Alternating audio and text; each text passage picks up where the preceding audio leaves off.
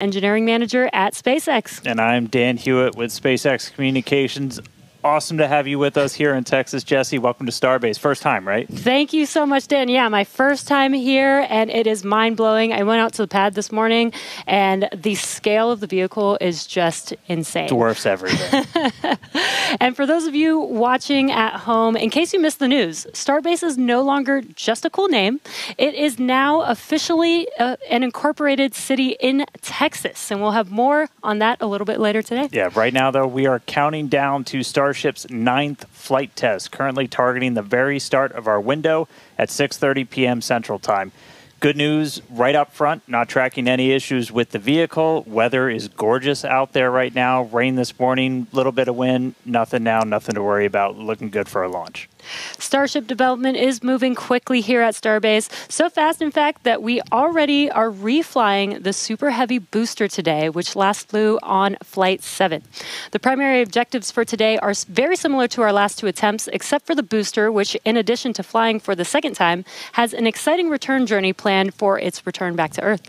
That's right. It's going to be getting some serious rigor, and pretty important, we are not going to be attempting to catch the booster today. We're going to use this launch to kind of further accelerate the development.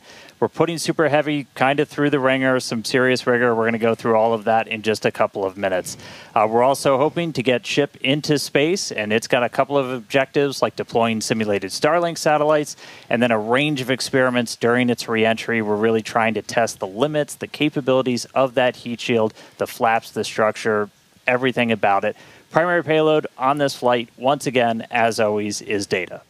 It's definitely a very big day for both stages. There's always a chance we don't reach every objective that we set for ourselves, but success comes from what we learn on days like today. And of course, whatever happens, excitement is guaranteed. Yeah, that's right. Progress is not measured by single flight tests. It's whatever that timeline overall is, and getting us closer to establishing self-sustaining civilization on Mars, making life multiplanetary. Every time we're learning something from these flights that will get us there, that is progress. Exactly. Starship is the first orbital launch vehicle engineered to be fully reusable and built for frequent flight and heavy payloads, just like today's commercial airliners. It's the product of years of rapid development, testing, iteration. We're trying to fly as frequently as possible, fix problems as they appear, and then fly again. It all started here at Starbase back with Starhopper. It was a small single Raptor prototype. Kind of looked like a water tower. We turned it into a water tower eventually. It made its first low altitude hop back in 2019 here at Starbase. You could tell the pad, that's the pad that we were just looking at. It looks dramatically different now, two towers. But Starhopper delivered. It was able to prove that we could use that Raptor engine for controlled takeoff and landing. And that is so wild to see that there on your screen was just 6 years ago, and now we're here today with a full-size vehicle. So from there, we moved to full-size test articles with increasingly complex test flights that reached progressively higher altitudes. And each test shaped the Starship that we see today on the pad, a stronger, taller, and more refined vehicle. That's right. All right. Now, let's go out there and meet it. Starship is made up of two parts. First, on the bottom, the Super Heavy booster, powered by 33 Raptor engines. Both Super Heavy and Ship are running on liquid methane and liquid oxygen. That second stage, the Starship upper stage, is powered by 6 of those Raptor engines. 3 of them are optimized to sea level performance, 3 for vacuum, so operating while they're in space. And here's a quick look under the hood at all of those Raptors. On the left, that's a view from underneath the launch mount. That's 33 Raptor engines on the first stage, on the booster. And on the right, that's a view inside of the ship. So you're looking down at the top of the booster at 6 Raptor engines inside the ship. Those are what's going to power it to orbit. Now, that second stage is also what will one day carry cargo, payloads, people, everything that's going to space. It's also going to be responsible for in-space propellant transfer. That's where we're going to take 2 Starships, meet them up in orbit. One will be able to transfer propellant to the other. That's a really critical capability for Starship to do all of these missions beyond low Earth orbit. That also unlocks our ability to send huge amounts of cargo, tremendous amounts of people to destinations far beyond Earth. Yeah, the Super Heavy booster is designed to launch, separate, flip, and return to the launch site where it can be caught by the chopsticks on the launch tower. Though, as we mentioned earlier, we are not attempting a booster catch today on Flight 9. Starship re-enters the Earth's atmosphere at the conclusion of its mission, steering itself to a vertical landing or catch. And both stages are designed to return to Earth and fly again, making this the first rocket in history that will be fully reusable. And then just in between the two vehicles is what's known as the hot stage ring. That's a steel structure that really takes the brunt of those ship engines as they ignite, protecting the booster while the ship's still attached to it. That enables us to do hot staging. It's faster, more efficient, kind of shutting everything down and then reigniting. Right now, that hot stage it's single use. It detaches from the booster as it flies back, but in the future, it's going to be integrated right into the top. And then on top of all of that, there's all of the infrastructure that's built up around it to support Starship. We call it Stage 0. That's everything, the launch pads, the propellant farm, launch towers, chopsticks that are catching the booster out of the air, stacking the ship, all of that. And you may have noticed we have a new addition out there near the pad. The Orbital Launch Mount for Pad 2 has officially been installed. That's starting to come together. Just like Pad 1, Pad 2 has a launch mount. That's where you're going to put Super Heavy on top. We also have a launch tower with arms, a little bit shorter on that one. That's going to be used to stack the Starship on top, put the booster on top, catch the booster, catch the Starship. We did put the Orbital Launch Mount on there. That's responsible for routing all of the propellant to the booster ahead of flight. Underneath it, you've got flame deflectors, the water deluge system to disperse all of those forces. The single piece we just lifted in weighs about 1,060 metric tons, which if you're keeping score at home, that's the same weight as about 10 Millennium Falcons. It's heavy. That's a lot of Millennium Falcons, so Dan. Many. We're also currently in work on Starship's brand new pad at Kennedy Space Center's Launch Complex 39A, and we're hoping to bring that online later this year as well. Tons of progress with Starship so far in 2025, and lots of incredible milestones still coming up. And we are still on track to lift off tonight at 6:30 p.m. Central Time. And right now, it's time to say hi to Chris, who's over there repping the West Coast Ops today. How's it going, Chris? Hey, Jesse and Dan, and welcome everyone to West Coast and Hawthorne, California. As you can see behind me, the crowd is gathering outside of our mission control room here in Hawthorne, and the excitement is really palpable as we continue to count down toward Starship's 9th flight test. Now, our mission control room here in Hawthorne usually serves as the mission control room for our Falcon and Dragon missions once they launch from Florida and California. Now, with Starship, all countdown and mission control operations actually use the same flight control team from the same location at Starbase, which you can see on your screen now. But as we develop a vehicle like Starship, we want as many experts watching over its various systems as we can. And that's what we use the mission control room here in Hawthorne for during Starship flight tests like today's. The folks in mission control, which you see now on your screen, are the responsible engineers for Starship's various systems. This includes things like booster systems, stage propellant, our ground stations, flight software, the loads, and the vehicle structures as well. And having this support gives the flight teams in Starbase immediate access to our engineers' knowledge, which is really, really important when we're making informed decisions very quickly in a test program like this. This setup has been great for Starship flight tests so far, as we've handled things like propellant temperature differences, as well as day of launch winds that can affect the loads placed on Starship structures during launch, and particularly during the descent of the Super Heavy booster back to Earth. So having all of these responsible engineers ready to support is crucial during Starship testing, where we place hardware in flight conditions quickly to iterate and make the best and most reliable rocket that we can. So it's definitely a full house, a growing full house here in Hawthorne for our 9th flight of Starship today. Every flight brings us a step closer to a future where Starship is flying multiple times a day, and I'm sure you all feel the same way down there in Texas, Dan and Jesse, but I can't wait to see Starship's launch today. How about you? Yeah, can't wait to see it, Chris. As you can see, props loading on the vehicle is just a little under 2 miles away from us, and we're really excited. Looking back real quick, so back in March, Starship's 8th flight test saw us catch the Super Heavy booster for the 3rd time ever, another big step on that path to full and rapid reusability. Unfortunately, the Starship upper stage did experience what we call a rapid, unscheduled disassembly before it finished its climb to space, which meant we didn't reach all of those additional mission objectives that we had set. About 5.5 minutes into ship's ascent burn, a hardware failure in one of its sea-level Raptor engines took out that engine, the 2 remaining sea-level engines, and a Raptor vacuum engine. That's 4 of the 6 engines that ship has. This was a different failure than we saw on Flight 7, and the fixes that we put in place did work as expected. So this was a new issue on Flight 8. So welcome to iterative engineering. That's right. Losing hardware is a potential outcome of any test program. That's why we're always prepared with safety measures in place and also ready to have boots on the ground to assist with anything like debris cleanup. We can coordinate with all the necessary parties, organizations, administrations for safety in advance and in an ongoing basis during our test campaigns to plan for as many possible outcomes. Definitely do want to say thank you, though, to the people of the Bahamas, the government of the Bahamas, who worked with us so closely since Flight 8. We took full responsibility for the cleanup, and in doing so, we had people on the ground in the Bahamas within 12 hours to help with debris recovery.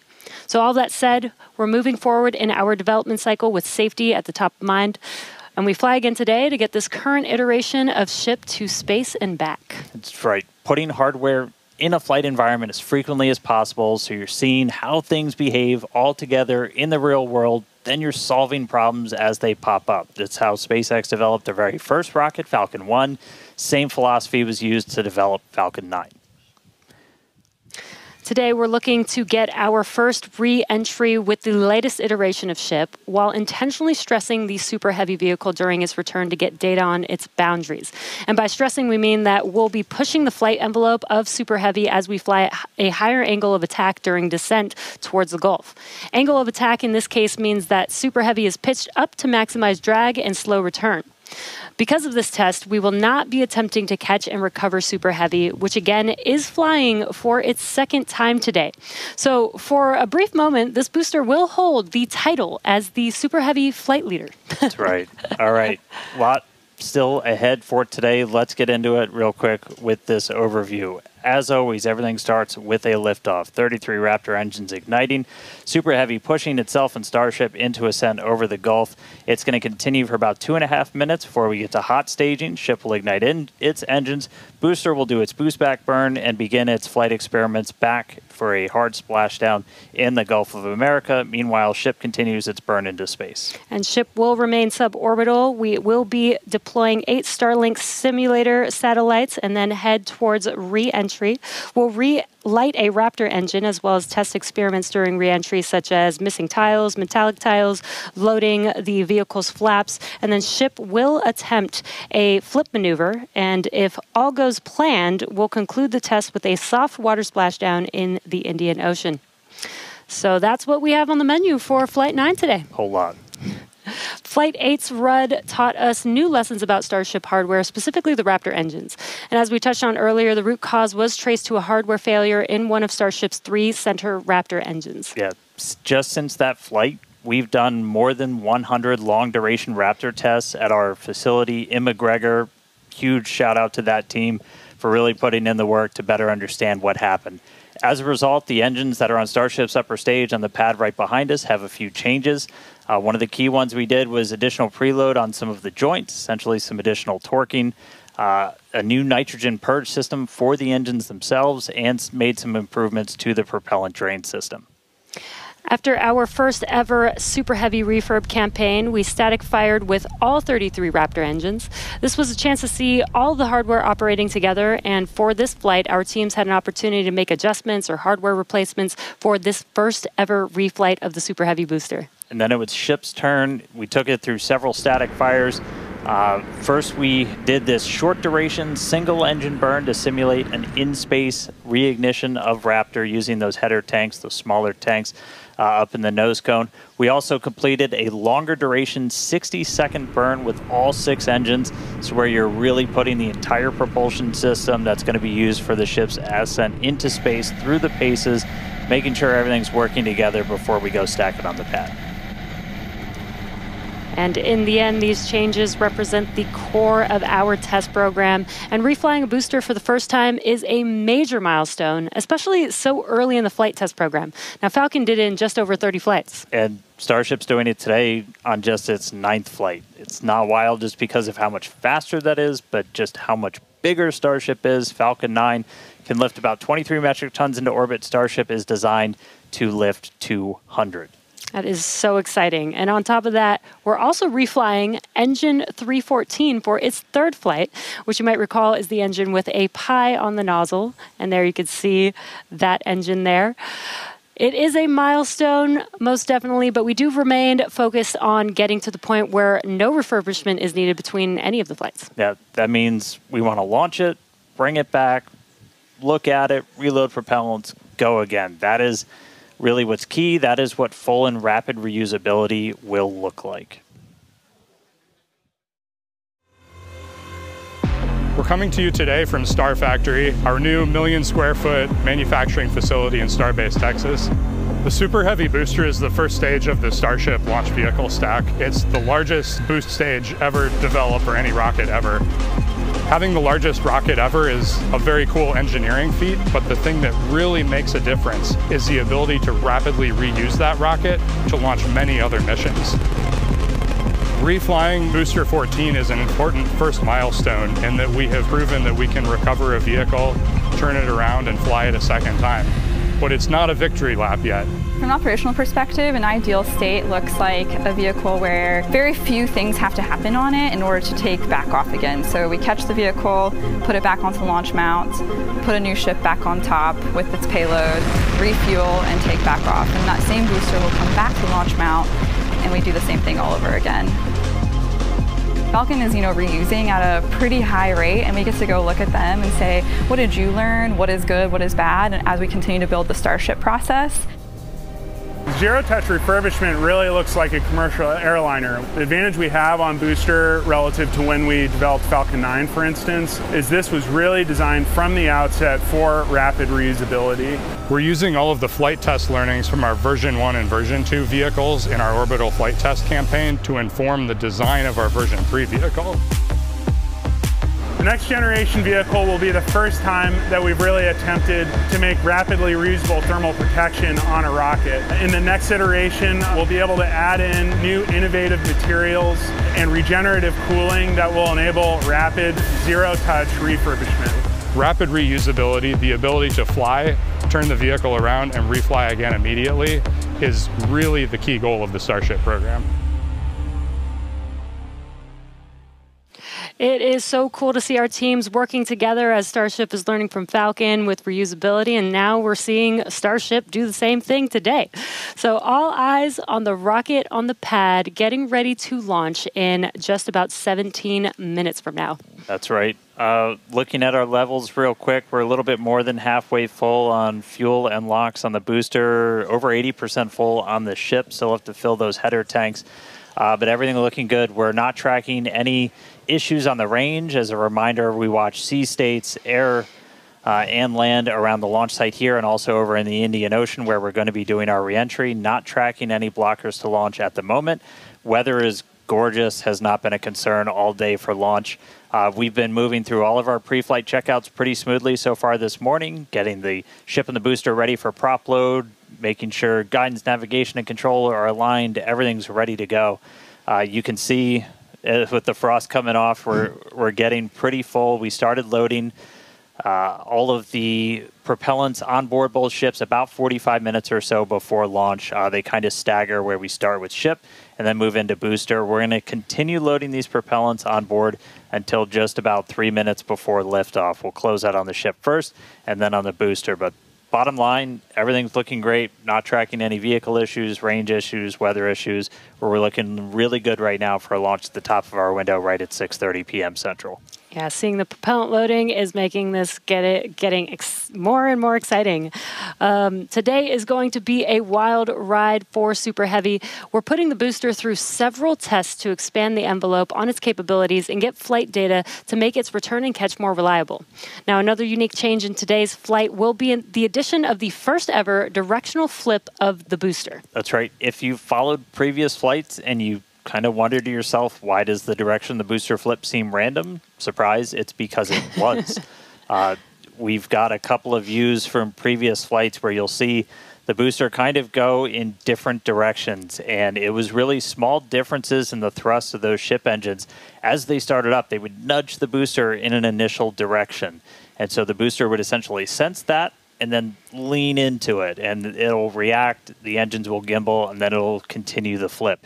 That was the easiest option technically, but you do take some performance hits since you're essentially setting aside propellant to accommodate every single direction for a flip.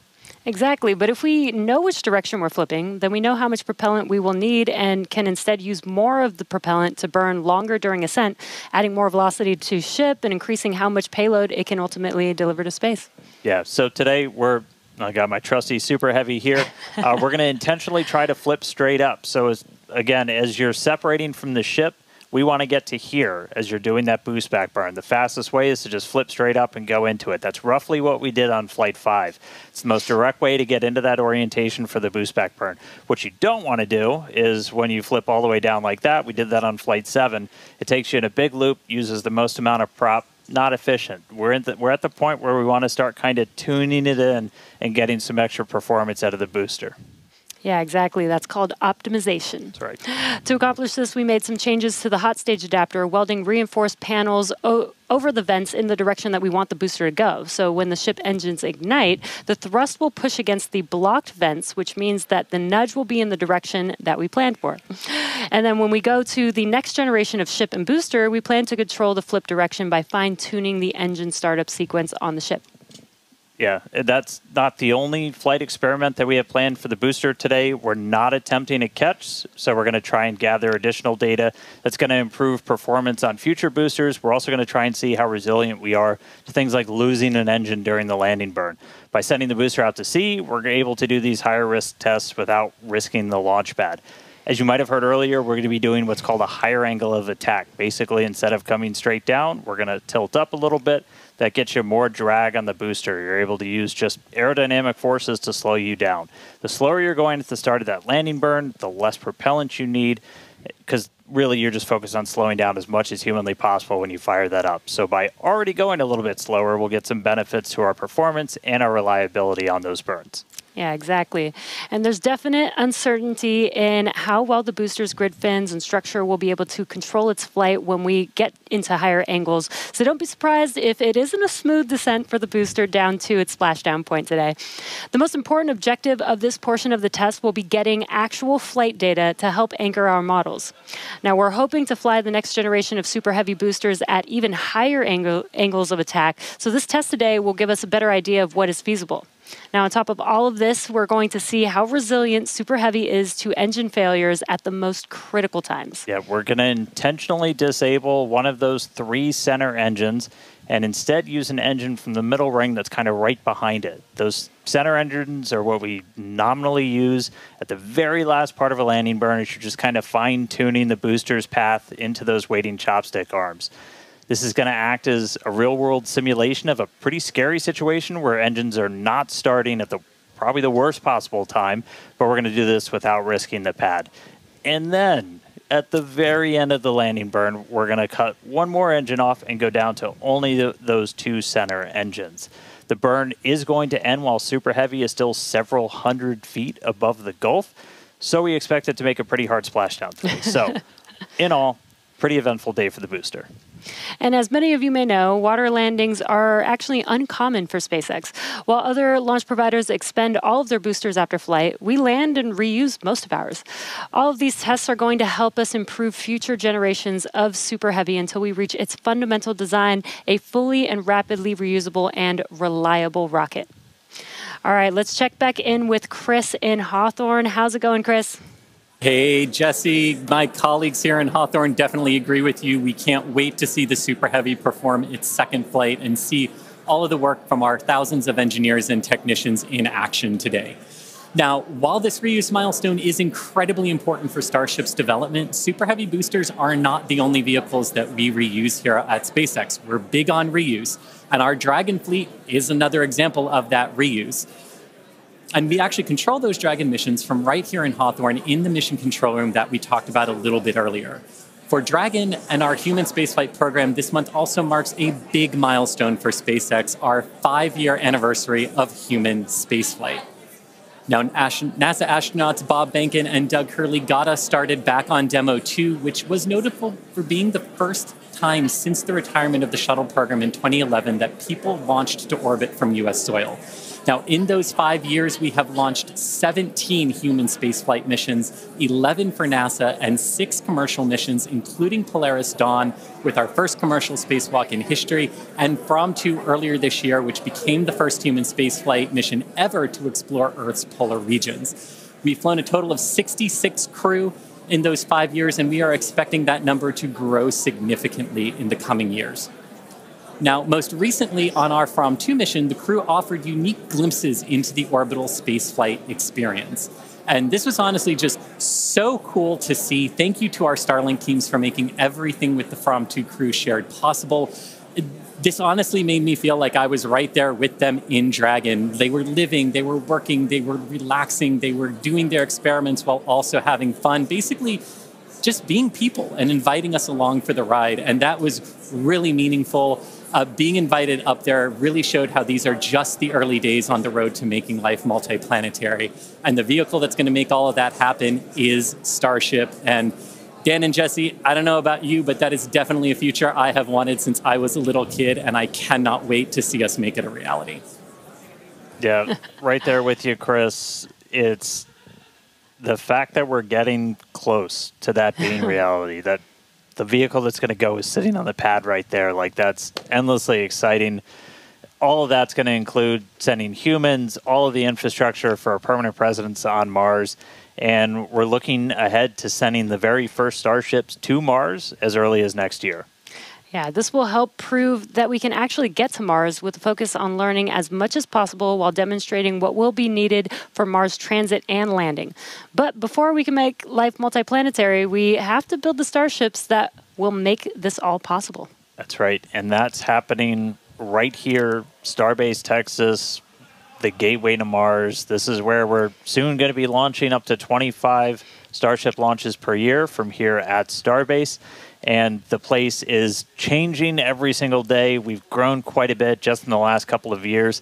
There's a couple hundred employees, their families living amongst actual rockets.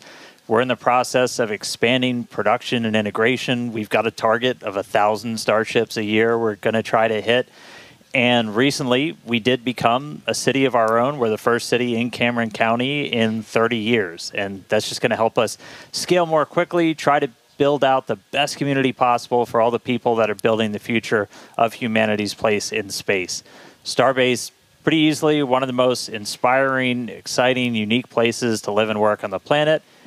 As usual, shameless plug, we're always hiring. Come help us build the gateway to Mars. Visit spacex.com/careers. You can see all of our openings. And this is my first time in Starbase. And Dan, the Star Factory is a manufacturing engineer's dream. To be able to build a factory like this at such a large scale with such a large scale vehicle is so wild to me. And though I'm just visiting, Chris is hanging out right where I call home base. So let's check back in with Chris in Hawthorne. Thanks, Jesse. Yeah, everything here in Hawthorne is looking good. The crowd is gathered, really excited to watch the hard work of all of their colleagues come to fruition here for Starship on its 9th flight test. Not tracking any issues. We are excited to watch Starship do its thing today, make it halfway around the world, and test a lot of those critical in-space maneuvers and operations that will be vital for the program's continued operation. So Dan and Jesse, we can't wait for liftoff. Let's have a good flight today. Thanks, Chris. Now, if you're just now joining us, where have you been?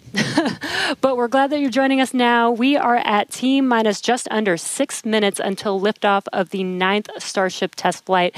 So far, the range is looking good.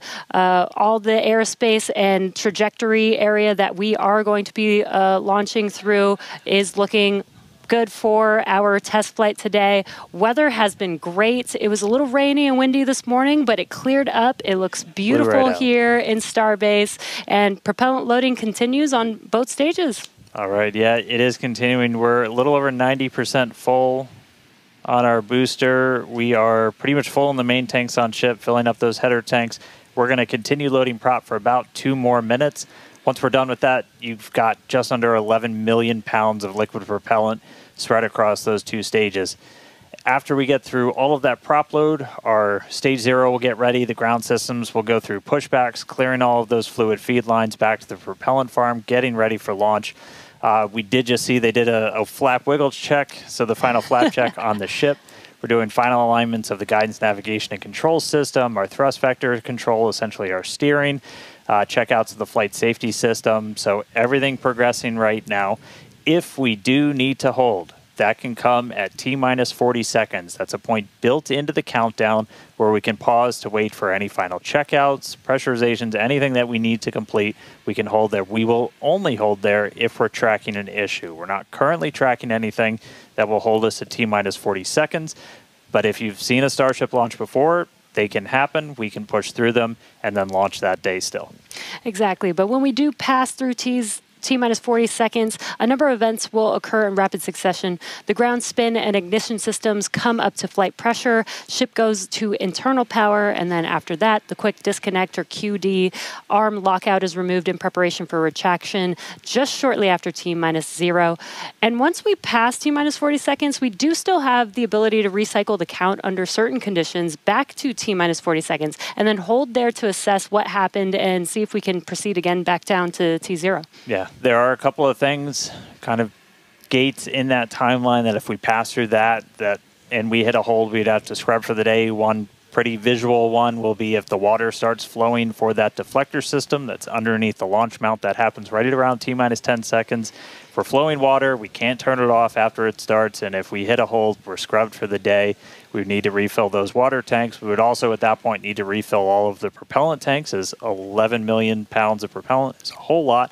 We can typically do that in about 24 hours, so we can always turn around to try again tomorrow. But we are coming up on 3 minutes away from liftoff. We should be hearing that we're closed out of prop load on the ship at this point. Booster coming up shortly. And wow, the weather just looks amazing there with Starship on the launch pad. Just about 2 minutes and 45 seconds from T0 with a lot of objectives for today. The booster, the Super Heavy booster flying today, will be flying for its 2nd time. Last flight was on Flight 7 and just turned around in 2 flights, which is pretty incredible. I'm super excited to see that booster fly again. All right, we did just hear we are going to hold at T-minus 40 seconds. So we'll pass along some more information once we hear that reason. But again, that's not the end of the day. We can hold at T-minus 40 seconds for quite a few minutes. We eventually have to start looking at our temperature of all of our propellant on board. That's usually what drives us to, if we've held too long, we have to stand down for the day. So we are expecting a hold at T-minus 40 seconds. Sounds like we're going to be doing some additional checkouts on the booster Raptor while we're at that T-minus 40 second mark. So we will expect to see the clock pause at T-minus 40.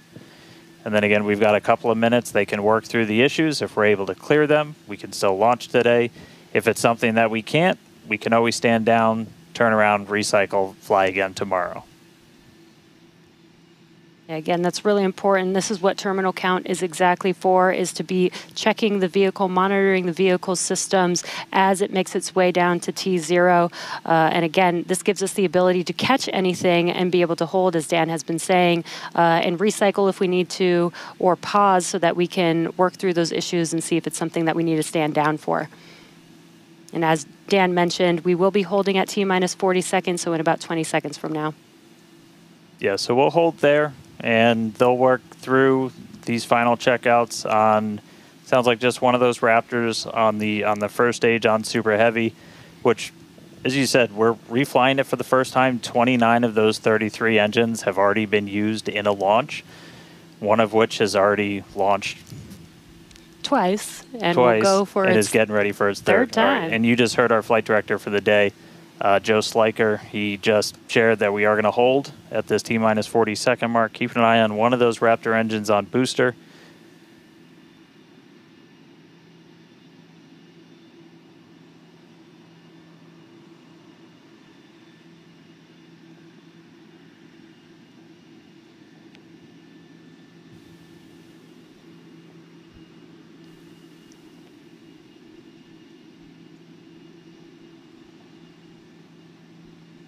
And if you're just now jumping in, we are holding still at T-minus 40 seconds.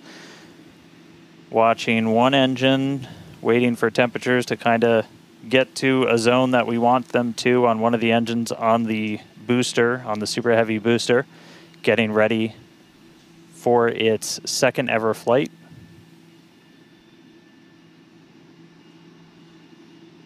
So we'll just continue to hold. Again, we can hang out here for several minutes. We held for a while on the first attempt last time and then cleared it, and then we triggered a different issue on the ground side. But again, this is exactly what it's for. This gives us the best chances at success. And the clock is rolling. There we go. All right. T-minus 30. Let's listen in. Watch that first flight proven Super Heavy. Get ready to take off from Starbase.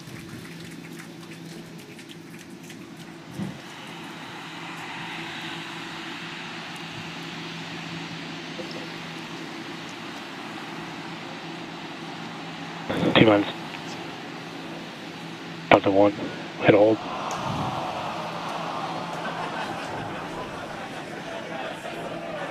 We did have a hold. And looks like the clock jumped back to T-minus 40 seconds.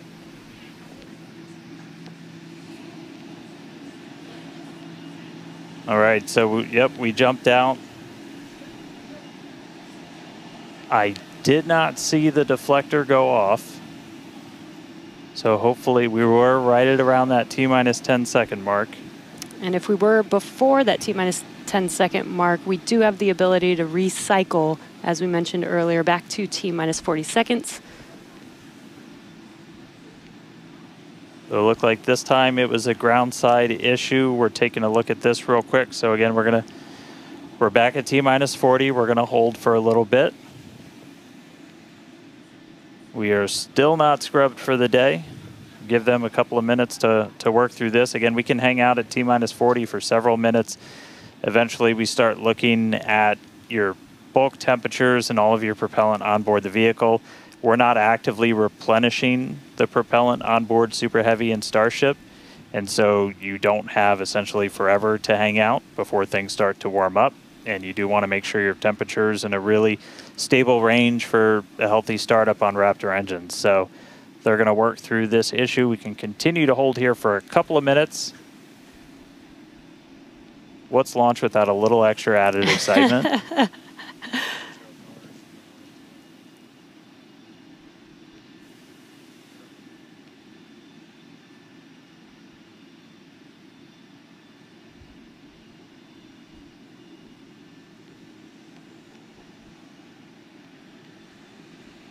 All right, so cumulatively, we've held for a little over 3 minutes between the two holds. Again, this is a ground side issue on our tower. The techs are looking through the data right now to see if it's something that we can either work through or if it would cause us to have to stand down. So we're continuing to hang out with them, holding at T-minus 40.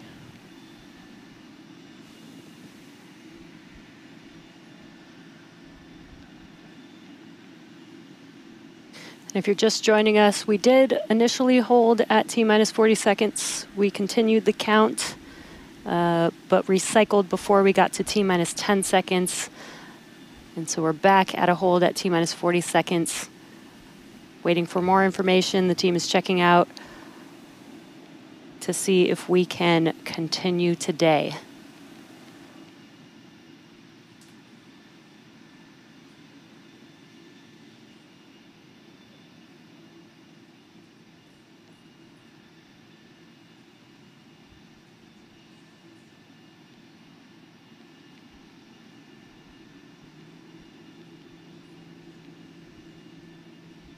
And we're continuing to hold here at T-minus 40 seconds. We've been holding for just about 5 minutes now as the teams evaluate if we can continue to T0 for Flight 9.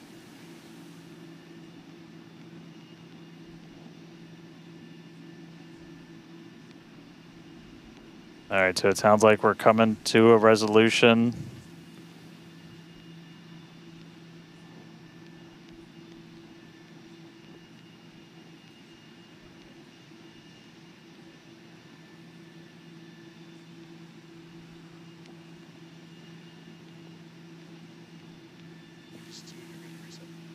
All right, so we are getting to a resolution. We're going to reset everything.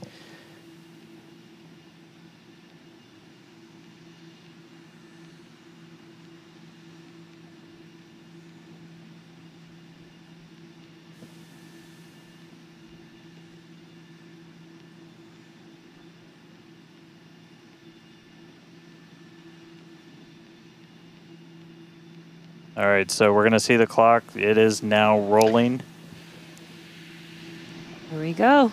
We saw an issue with that quick disconnect to the ship. There is a chance that automation will kick us out again if we encounter the same issue. But for now, the clock is rolling. We'll see if we pass around that T-minus 10-second mark.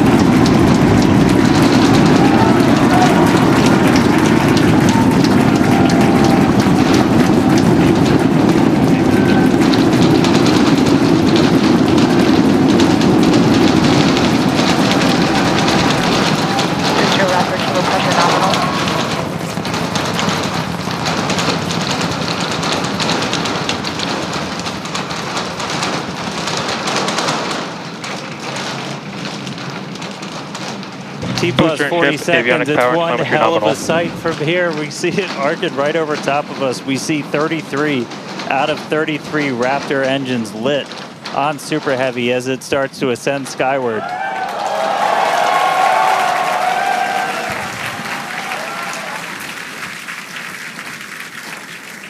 Coming up on maximum aerodynamic pressure, then only about a minute and a half until we get into hot staging. Wow, Dan, that was incredible. We could feel the building shaking here, feel the vehicle's power. Now we're just about a minute away from shutting down those engines on the booster. Again, this booster is flying for its second time today. All right, so hot staging coming up a little under a minute. We're going to see all but the 3 center engines turn off on the booster. So our version of MECO, most engines cut off. And then just a few seconds later, hoping to see 6 engines ignite on ship to push it away.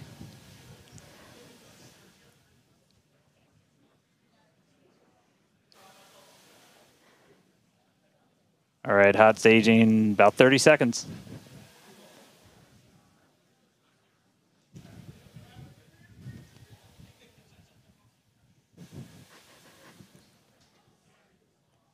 And definitely keep an eye on which way the booster flips. First ever directional flip we're going for today. Should flip straight up.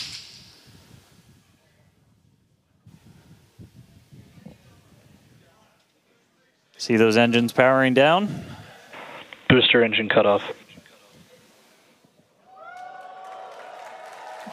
Ship ignition.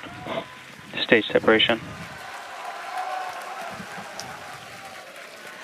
Incredible flip by Super Heavy booster, and you can see those 6 engines, those 3 engines on the ship ignited.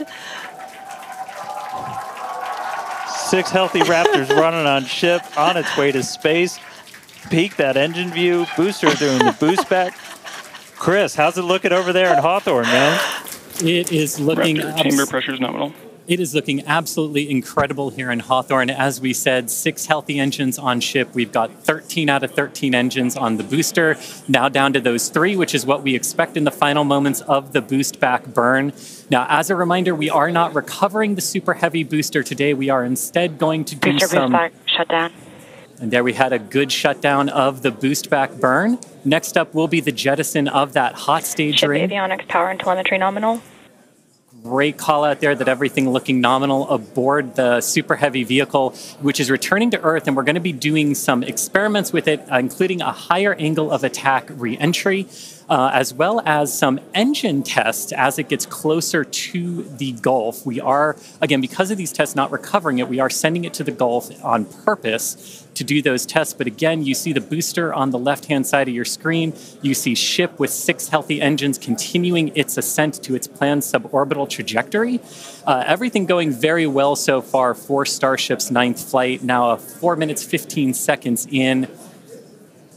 Great views from inside of the aft engine area of ship there, looking at those 3 sea level and 3 Raptor engines on the right-hand side of your screen.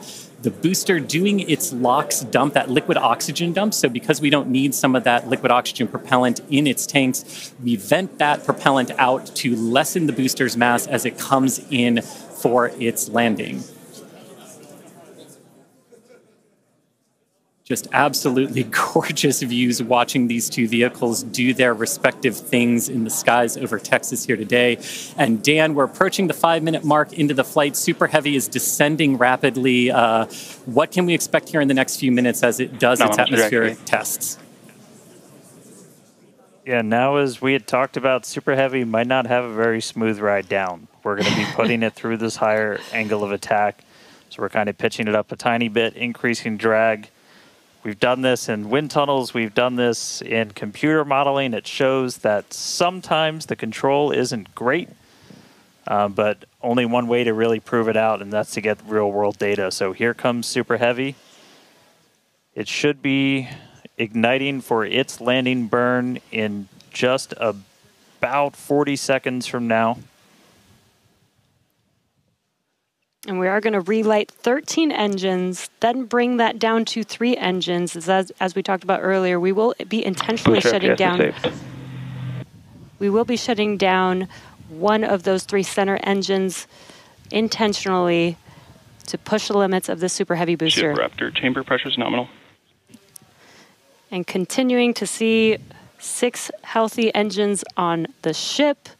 3 sea level and 3 vacuum engines still ignited as the Super Heavy booster is making its way back down to Earth. We can see those grid fins doing some heavy work. Booster landing startup. Ignited for our landing burn.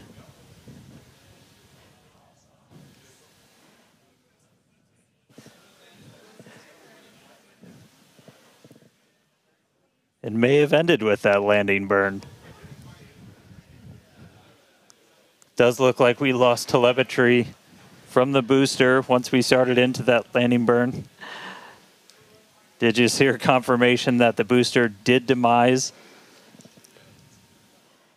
So the booster's flight ending before it was able to get through landing burn, but again, we are not bringing that back. We were expecting it to make a hard splashdown in the Gulf.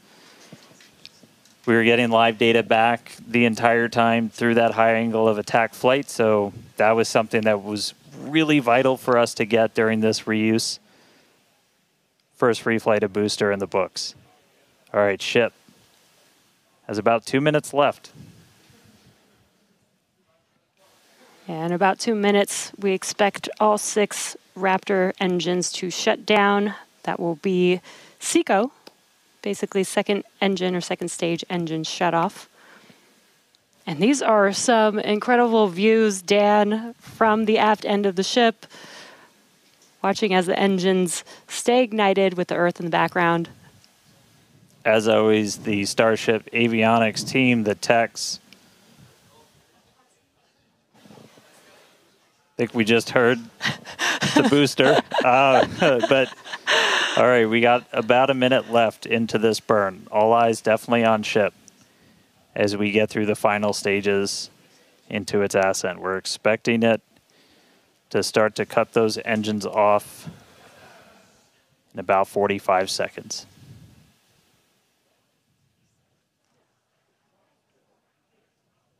Terminal guidance.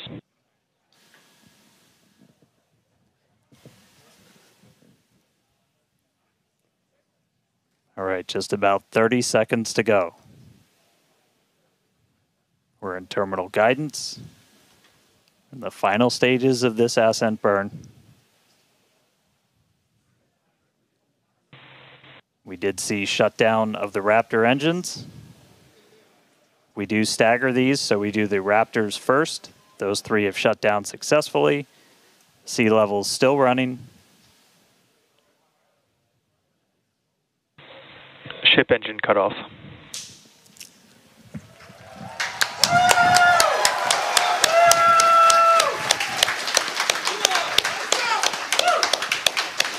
Ship engine cut off, the 3 most beautiful words in the English language. And great call out that we had nominal insertion.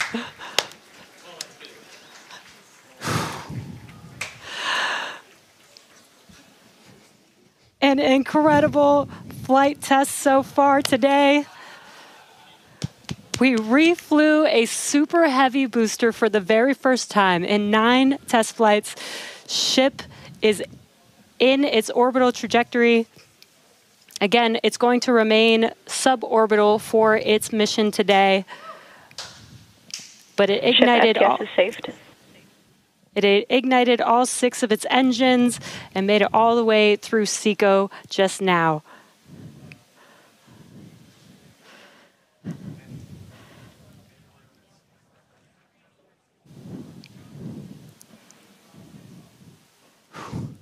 What a moment.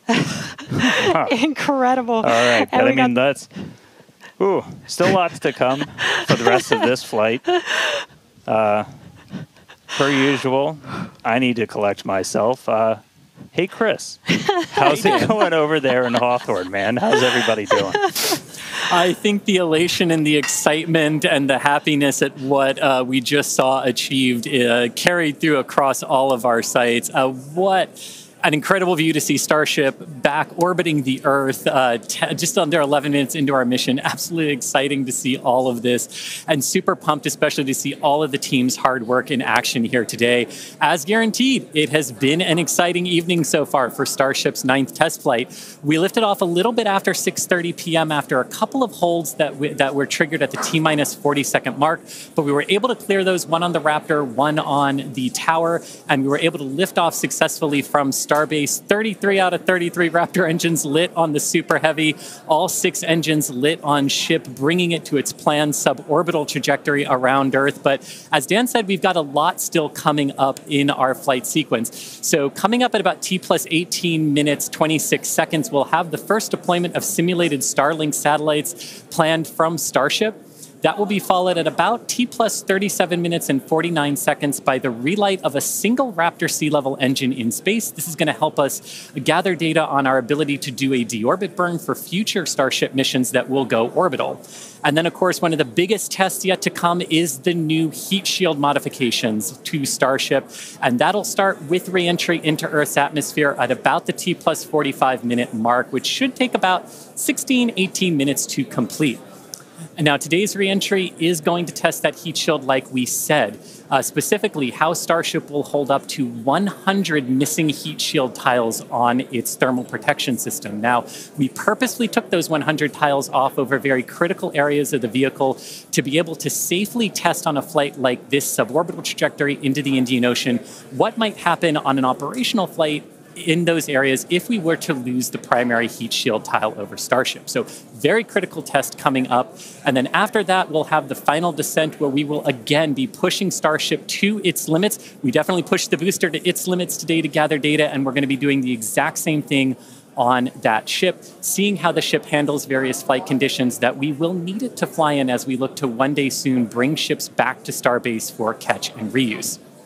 Now, While there are payload simulators on Starship for deployment today, as we will see in a few minutes, the primary data and the primary payload for today is the data. And today, just like with Starship's previous test flights, that data is coming to us courtesy of our Starlink network. In fact, it is from Starlink that you are seeing these wonderful views of ship in space right now. So, and I can't wait to see Starlink really provide those epic views and that data transmission during reentry, which is very, very critical to getting that data during reentry. So, Dan and Jesse, it's been an exciting day so far. There's more to come. As we get ready for Starship's first ever payload deploy, what can we expect next here in the next few minutes?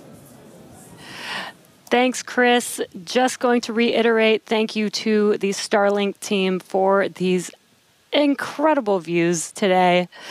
In a few minutes, Starship will deploy 8 Starlink simulators, similar in size to our next generation Starlink satellites.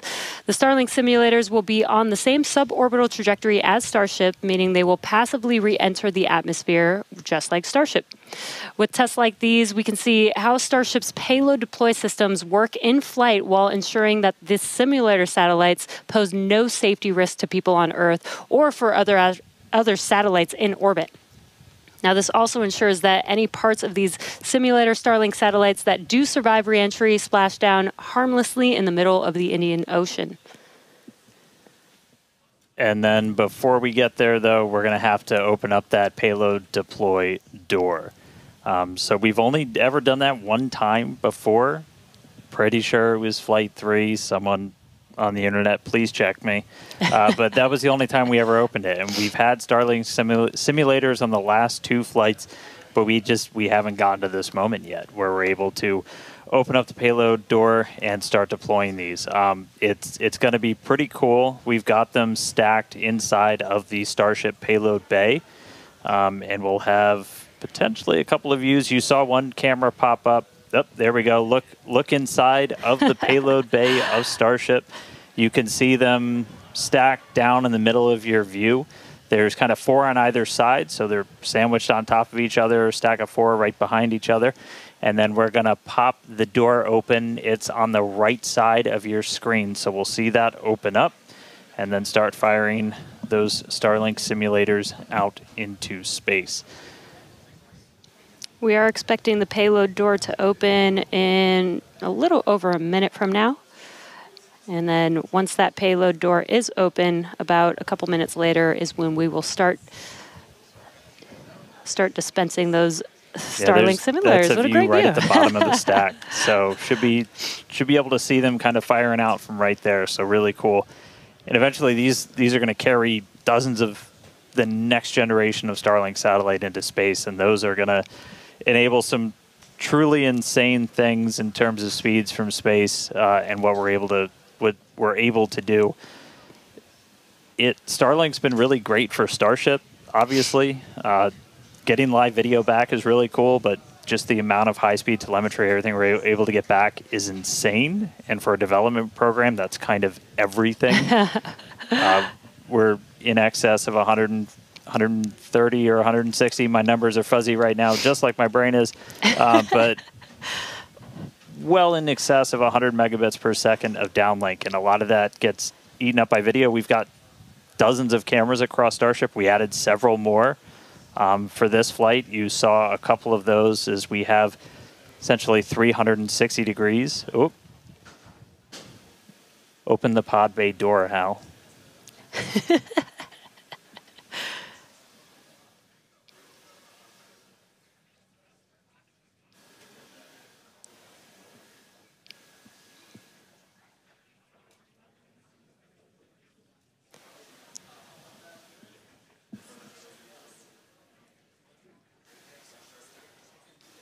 Now we are expecting the payload door to open any moment now, so we're watching out for that. Again, you're looking at the inside of Starship as it's suborbital.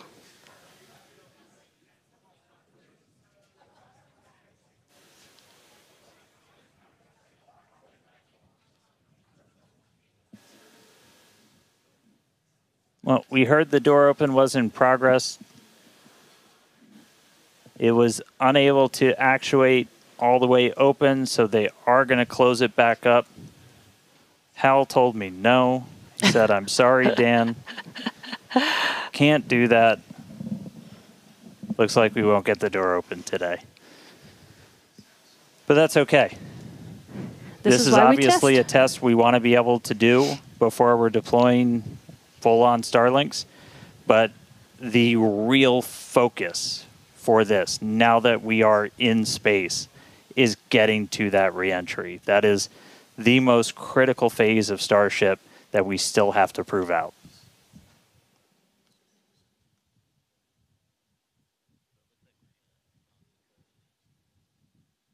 All right, well, so it does look like we're not going to be able to deploy Starlinks today, but we should have pretty frequent views from Starship. They might cut in and out every once in a while, but should be pretty regular. We are in darkness right now, so might be a lot of black, but the cool part is when we get to reentry, it's going to be daytime. Yes, and we did that on purpose so that we can get some live daytime views as ship is returning back to Earth. All right, so we are going to take a break. Enjoy these views as we get them. Enjoy the tunes. We'll be back in a couple of minutes when we get ready to relight one of those Raptor engines on orbit. See you soon.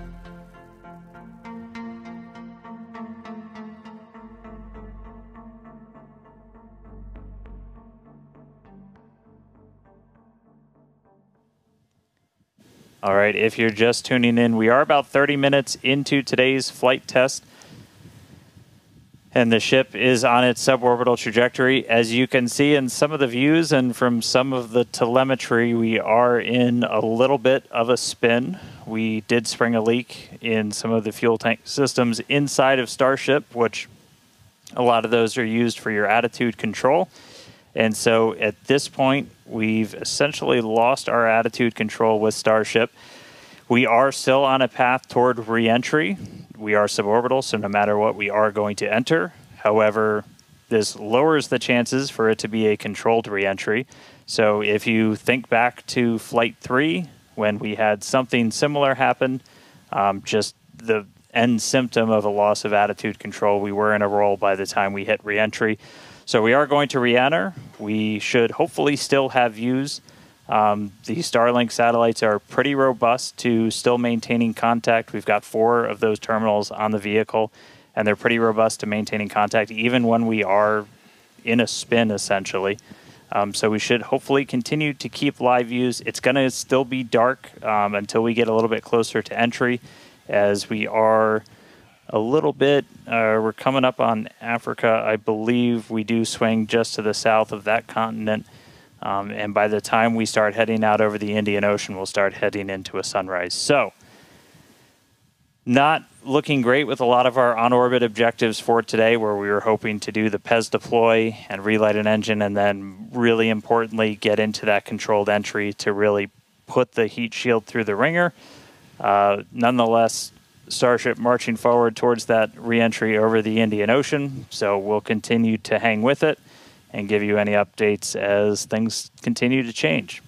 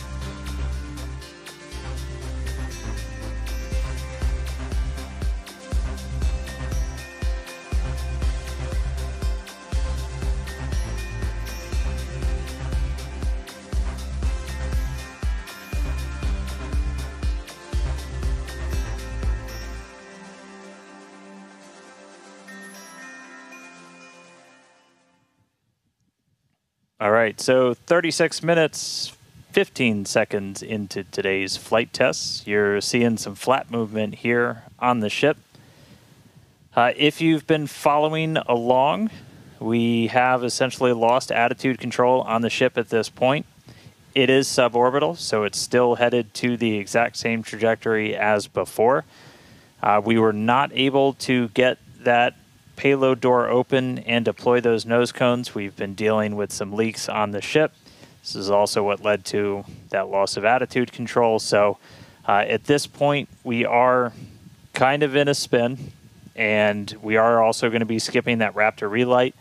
If you've followed through the history of Starship, something similar happened, different cause, but same symptom back on Flight 3, where we weren't able to maintain attitude control in orbit. And so we're going to skip the relight of that Raptor engine while we're in space.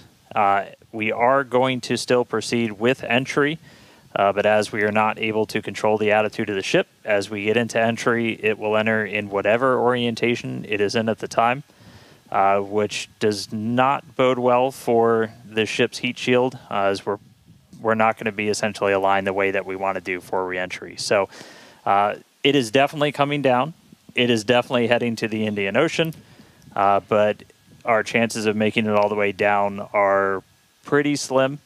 So we'll still get as much data as we can. We're still getting live telemetry, live views from Starlink the entire time, and we'll continue to stick with ship as it continues on. We are about 10 minutes away or so until we start getting into entry, and the light will start to pick up as we cross the Indian Ocean, and we'll start to see a little bit more daylight, and we'll, as always, as long as we maintain that comm link, get some plasma on the way in and start to bring the Starship back through the Earth's atmosphere. So that coming up in about 10 minutes or so.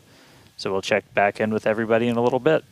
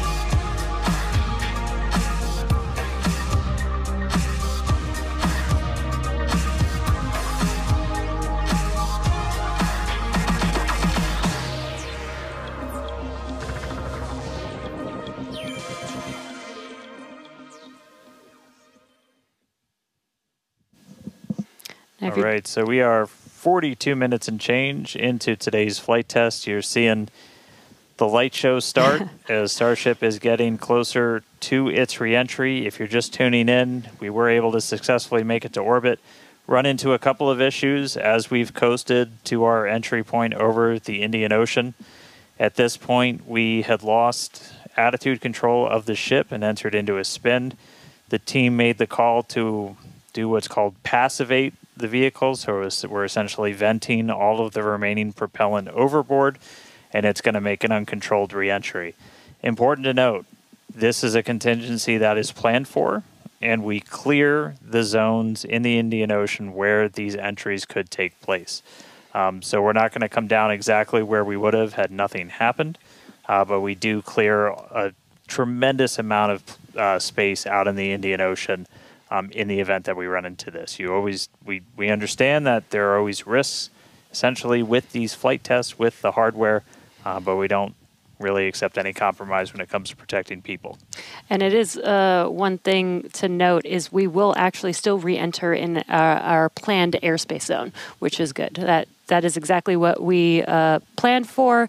You know, we do plan for if something does go a little bit off nominal, that we have enough airspace cleared out for situations just like this. Yeah, re-entry is still just that really critical phase that we need to try and gather as much data, as much information as possible. Is a fully reusable heat shield has never been flown before in the history of space flight, and that's something that Starship still has to crack. And so we had a whole range of experiments on this one at this point, and we just started to lose some of our cameras, so it's very possible that we'll start to lose contact with Starship a lot sooner than we would have if it was a nominal reentry. So we are expecting it to break up essentially on its reentry over the Indian Ocean. So not able to do a lot of our on-orbit objectives today, but just the fact that we, got it into space was just a really big moment for a lot of the team. Yeah, and another thing to note is that Super Heavy did fly for its second flight today. It first flew on Flight 7, and it made it all the way to our shutdown of all the engines and stage separation, getting ship into its suborbital trajectory today. It did ignite its 13 engines, but it did demise at that point. We did plan to fly it back down to Earth at a higher angle of attack, and we do expect it to stress the vehicle a lot more than what we've seen previously. So it's not unexpected that we did lose the booster before we got to the actual landing. Yeah. So we're gonna continue to hang out and see if we get any updates on ship. It does look like we might be getting some video back soon. There we go. So this is a view essentially on the top part of Starship. You're looking up at the payload bay and towards the nose cone. So views are going to be a little bit scarce potentially, as again we are in essentially a tumble. We had lost that attitude control. So Starlink, when it's able to connect, able to feed this down. We are at the phase where we would expect entry to start within the next minute or so. So we are entering uncontrolled, but again, we're entering into an airspace and a sea space that is cleared and monitored in advance of launch and before we get to this phase. And with the views that we are able to see, you are seeing a lot of that plasma build up. During reentry, we do expect the vehicle to see about 1400 degrees Celsius, and there you can see the flap feeling that temperature there, a little bit melting away. But as we expected with the spinning of the vehicle, we are no longer controlling the attitude of the vehicle. So this is now, at this point in the test flight, it is expected to see it begin to demise a little bit on its way back down to Earth. Yeah, and so we'll stick with it for as long as we're kind of getting any reach back from the ship as it starts to make this reentry. But yeah, so it's re-entering actively right now. And again, we did do what's called passivation. So you essentially vent all of your excess propellant overboard before you hit the atmosphere. That's a safety measure we can take on the ship while you still have contact with it. So that was done. It's now coming down in the predetermined hazard area that was cleared ahead of flight. Not controlled, so we're not going to get all of that reentry data that we're still really looking forward to. This is kind of a new generation of ship. It has different flaps, improved heat shield, a whole lot of things that we're really trying to really put through the ringer, as there's a whole lot we still need to learn before we get to kind of the next step that we're hoping for, which is going to be that ship going orbital and eventually coming back here for a catch. So getting through one of these fully is going to be really important. It's not going to be today, but we are just going to stick with the ship, see what else we can learn as it makes its way through the atmosphere and brings an end to the 9th flight test. So we'll stick with it.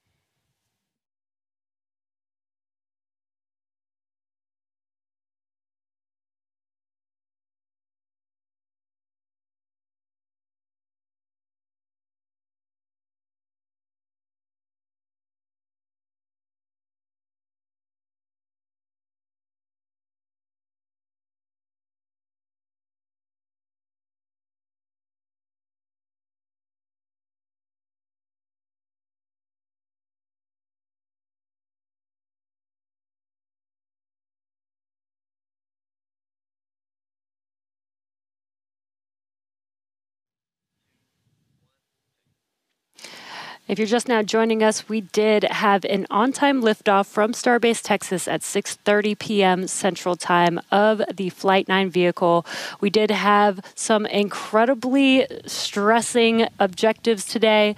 The Super Heavy booster flew for its second flight. It first flew on Flight 9 and made its way to take ship all the way up to stage separation, doing its second flight ever, which is pretty incredible. We did lose the booster on the way back down, as we did fly it back down at a higher angle of attack. So as expected, we did have it demise on the way back down. Yeah, we were able to get all the way to that landing burn, though. So we made it through that higher angle of attack. So a lot of great data that's going to help us improve those future booster flights. Yeah, we did do the directional flip, and it worked. Yep. It was actually Flipped a great right view direction that we saw.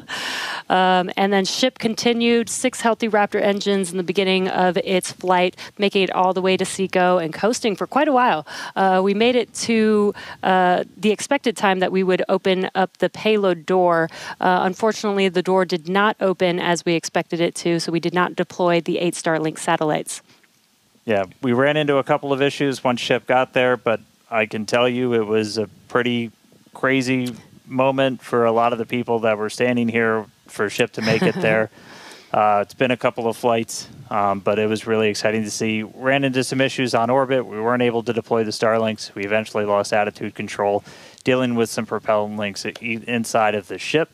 And we did lose attitude control. And just to confirm, we did lose contact with the ship officially a couple of minutes ago.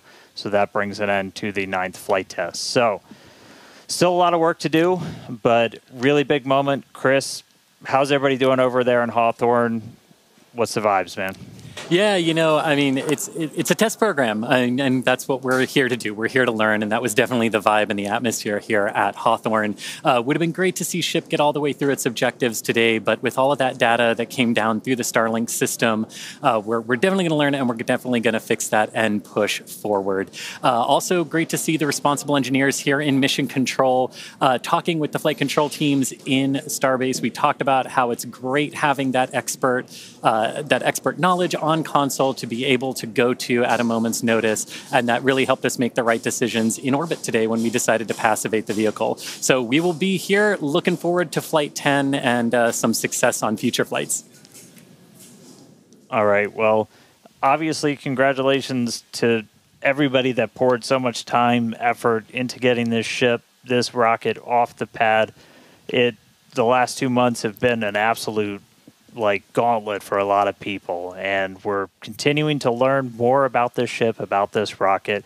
We are trying to do something that is impossibly hard, and it's not always going to, you're not going to reach it in a straight line. We said there's going to be bumps, there's going to be turns, but seeing that ship in space today was a hell of a moment for us. So congratulations to every single person who put time, effort, sweat, anything into that rocket.